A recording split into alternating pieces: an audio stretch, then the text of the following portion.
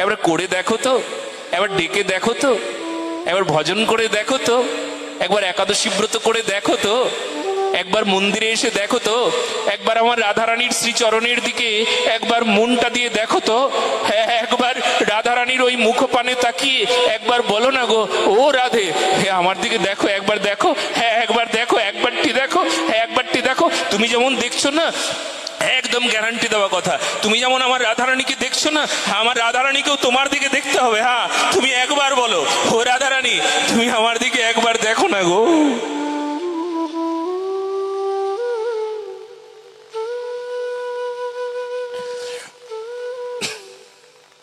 আমার রাধারানীও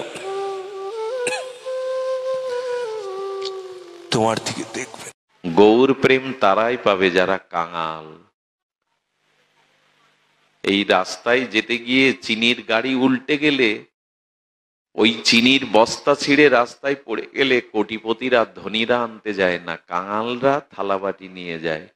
তা গৌর বললেন, আমার প্রেম আমি রাস্তাঘাটে ছড়িয়ে দিয়ে এসছি, কাঙালরাই লুটে পুটে পাবে, অভিমানীরা পাবে না। আপনারা পাবেন কেন জানেন? এর মধ্যে অনেক শিক্ষিত জ্ঞানী অনেক মানুষ আছেন, কিন্তু আজ মাটিতে নেমে গেছেন, এখানে মাটিতে বসেছেন। মহাপ্রভু বললেন, যারা কাঙাল হতে পারে তারাই আমার প্রেম পাবে, অভিমানীরা পাবে না। এই জন্য তো এমন প্রেম, যা বাঘ পেল, বনের হিংস্র জন্তু পেল, আমি পাচ্ছি না, কারণ আমার অভিমান কোথায় লুকিয়ে আছে।